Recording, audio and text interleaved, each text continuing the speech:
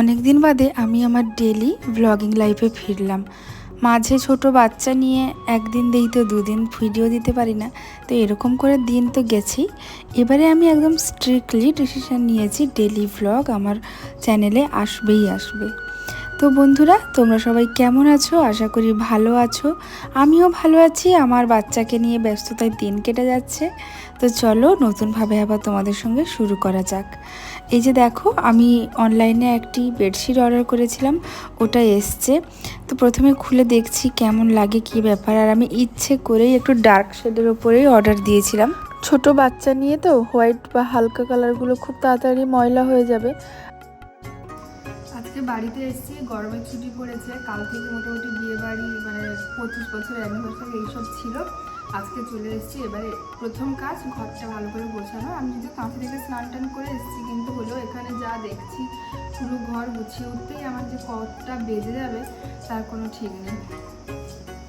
তাড়াতাড়ি করে ঘরগুলো গুছাই। আর একটা বেডশিট এনেছি, ওইটা এক্ষুনি খুললাম। আমার ডেসক্রিপশন বক্সে লিঙ্ক দেওয়া থাকবে, না হলে পোস্টে লিঙ্ক দেওয়া থাকবে, মানে ছবি দিয়ে ওখানে লিঙ্ক দেওয়া থাকবে। বেশ ভালো লাগলো। তার সঙ্গে কুশনগুলো এসছে, কুশনগুলো কিন্তু ভীষণ সুন্দর। আমি ইচ্ছে করে একটু ডার্ক কালার নিয়েছি। ডার্ক কালারটা কেননা মানে, আর চকলেট কালার ভীষণ ভালো লাগে। আর ডার্ক কালারটা আমি জানো তো, বাচ্চা থাকলে কত তাড়াতাড়ি ময়লা হয়ে যায়।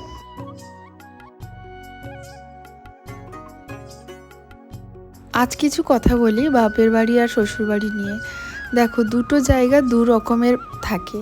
আমি এখন মূলত জানো তোমরা কাঁথিতেই থাকি, মা বাবার কাছেই থাকি।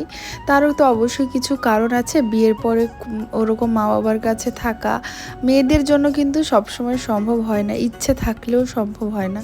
তো দেখো, আমাদের আবার ভাই নেই, এমনিতেই আমরা ওখানে এমনি সময়ও থাকতাম, বাট এখন একদম অনেকটাই বলতে পারো পার্মানেন্ট থাকতে হচ্ছে, তাও আমার কাজের জন্য। আর ওখানে থাকলে অত কিন্তু কোনোই চাপ নেই।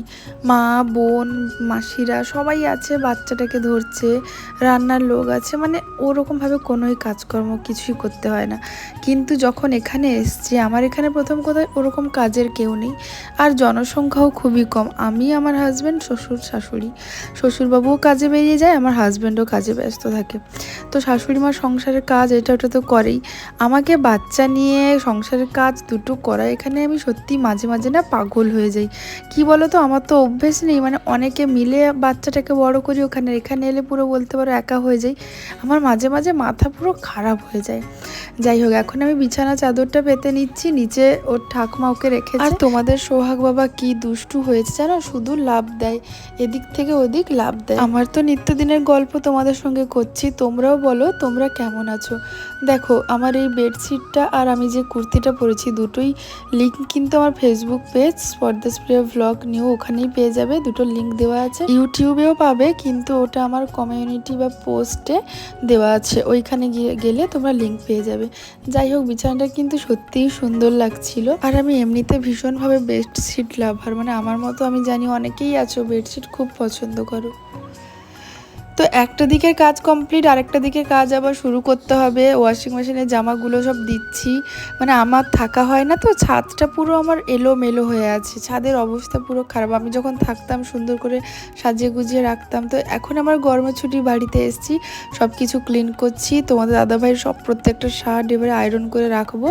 আর এদিকে দেখো, বাজারে গেছিলাম, আর যেহেতু প্রচুর গরম পড়েছে, একটা স্লিভলেস ব্লাউজ এনেছি শাশুড়ি মায়ের জন্য। এবারে আমার পালা হয়েছে সোহাগবাবুকে খাওয়াতে বসানোর। ওকে খাওয়ানো মানে এখন আমার কাছে লিটারেলি একটা যুদ্ধ।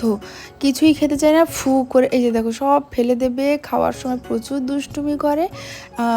মানে সত্যি আমার মতো এই পর্যায়ে কোন কোন মায়েরা আছে অবশ্যই জানিও, যে বাচ্চাকে খাওয়ানোর জন্য মনে হয় পুরো একটা যুদ্ধে নামছি।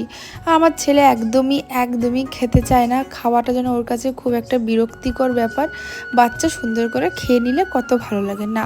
এরপর ওর আবার ঠাম্মি এসছে, ওর পাশে এসে বসছে, ওকে হাসানোর চেষ্টা করছে। দেখো কেমন করে সব ফেলে দিচ্ছে, একটার পর একটা মুখে দিচ্ছি, ফেলে দিচ্ছে। মানে খাওয়ানোর সময়ও ওকে, মানে স্নানের পরে খাওয়াই, আবার খাওয়ানোর পরে ওকে আরেকবার গা হাত পুরো মুছতে হয়, ওর এখন এমন অবস্থা হয়ে যায়। তো আমি কিন্তু ওকে একটু একটু এখন ভাত মানে অবশ্য 6-7 মাস থেকেই ভাত দেওয়া শুরু করেছি অল্প অল্প করে। এখন আবার একটু মাছের ঝোল দিয়ে এরকমভাবে খাওয়ানো স্টার্ট করেছি।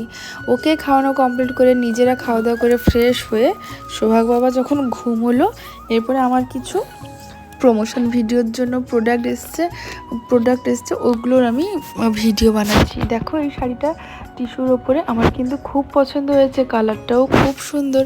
এই শাড়িটা এখন একটু ভিডিও বানিয়ে নেব, তার আগে আমি ওপেন করে দেখছি কেমন এসছে, কোয়ালিটি কেমন।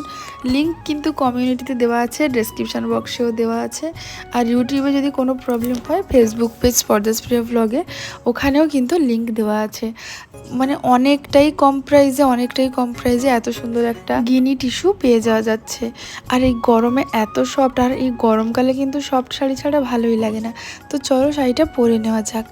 পরে নেওয়ার পরে দেখছি এত হালকা, এত সফট, রেগুলার মানে কোথাও যাওয়া আসাতে কিন্তু শাড়িটা সত্যিই পরা যাবে। আমি মানে ইয়েলো ব্লাউজ দিয়ে পরেছি, বলে এটার সঙ্গে তোমরা অন্য কোনো সুন্দর কালারও ট্রাই করতে পারো, কেউ স্লিভলেস দিয়েও পরতে পারো, খুবই ভালো লাগবে। দেখো ইয়েলোর সঙ্গে যাচ্ছে, মোটামুটি যাচ্ছে। আর আমার এখন আমি তো সোহাগ হওয়ার পরে একটু মোটা হয়ে গেছি, তো তার জন্য আমার কাছে এখন সব রকম ব্লাউজ আমার হয় না, মেন ব্যাপার হচ্ছে এটা। যাই হোক, এবারে কিন্তু সোহাগ বাবা 9 মাস 10 মাস হয়ে গেল, এবারে আস্তে আস্তে ডায়েটটা শুরু করব ভাবছি। কারণ যেহেতু বাচ্চা ব্রেস্ট ফিডিং করে, তার জন্য কিন্তু আমি ডায়েটের তেমন কোনো কিছুই করতে পারবো না। একবার আমি করার চেষ্টা করেছিলাম, কিন্তু দেখলাম যে না, আমার শরীর খুব খারাপ হয়ে যাচ্ছে। যাই হোক, মোটা হই যেমনই হই, এই মুহূর্তে আগে আমার বাচ্চা হলো ফার্স্ট প্রায়োরিটি। দেখো শাড়িটা পরে আমি অনেকগুলো শর্ট নিচ্ছিলাম, তোমাদের সঙ্গে শেয়ার করছি। শাড়িটার কালারটা দেখো ডুয়েল টোনের ওপরে, ভীষণ ভীষণ সুন্দর লাগছিল শাড়িটা। তো কয়েকটা ভিডিও বানানো হলো। ও কেঁদে একদম মাথা খারাপ করে যাচ্ছে, কোথাও একটা ঘুরতে যাবে। চলো চলো, আমার উপরে একটা বিছানা, এখন নিচে একটা বিছানা, কি অবস্থা হয়ে আছে ঘর বাড়ির। একে ঘুম টুম পাড়িয়ে তারপর যাচ্ছি বাবা, চলো। কোনো কথা বেহু বেহু বেহু চুপটা আসেনি। ওকে রেডি করে নিয়ে এখন বিকেলবেলা নিচে নেমেছি, ওর পাপা ওকে আদর করছে। আর তোমরা হয়তো বললে বিশ্বাস করবে না, এইটুকু বাচ্চা ওর পাপাকে প্রচুর প্রচুর ভালোবাসে। মানে পৃথিবী একদিকে, ওর পাপা একদিকে, এরকম একটা ব্যাপার হয়।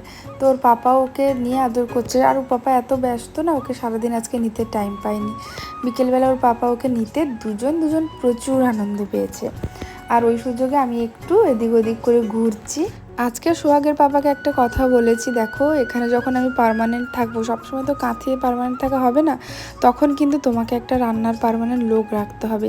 আমি বাচ্চা মানে সংসার ঘর গোছানো সব কিছু নিয়ে, রান্না নিয়ে আমি কিন্তু পেরে উঠছি না, আমার ভীষণ কষ্ট হচ্ছে। তখন সোহাগের পাপা বললো যে হ্যাঁ, ওটাও আমি ভেবে রেখেছি, তুমি যখন পার্মানেন্ট চলে আসবে আমি এগুলো করে নেব, লোকটোক সব রেখে দেবো, তখন যেমনই হোক লোক রাখতেই হবে।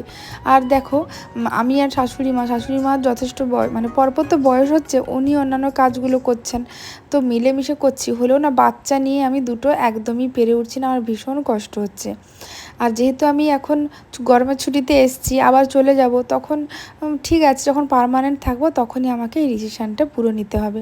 এদিকে সোহাগ বাবাকে খাওয়াতে বসছি, দুপুরবেলা তো ভালো করে কিছুই খাইনি, এখন সন্ধেবেলা একটু ওকে সুজি খাওয়াচ্ছি।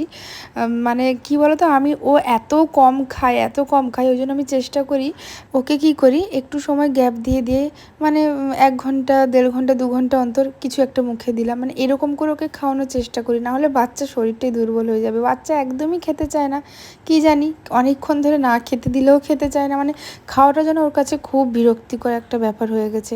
বিভিন্ন রকমভাবে চেষ্টা করছি, ডক্টর দেখানোও হয়েছে। ডক্টর বললেন যে এই যে মা, এটা তো তোর শুরু রে, ছোট বাচ্চা, দেখবি আরও কি হয়, তাও তো এখন খেয়ে নিচ্ছে। যাই হোক, ডক্টর আমাকে এটাই বললেন যে এগুলো প্রত্যেকটা বাচ্চারই নাকি এটাই এখনকার দিনের নিয়ম হয়ে গেছে, বাচ্চারা খেতে চাইছে না। তো যাই হোক, ওকে কষ্ট মষ্টে খাওয়ালাম। এরপরে আমার শ্বশুরমশাই মানে বাবা ওকে নিয়ে একটু ঘুরতে বেরিয়েছে, মা সন্ধে দিতে গেছে। আর ওই সময়টা আমি নষ্ট না করে রাতের জন্য রান্না করে ফেলছি ডিম ঝোল ভাত। ভাত পরে মা করবে, আর আমি এখন ডিম ঝোলটা করছি। একটু আগে সেদ্ধ বসিয়ে আমি ওকে খাওয়াতে গেছিলাম। দেখো এইরকমভাবে সংসারটাকে মোটামুটি এখন চালিয়ে নিতে হচ্ছে।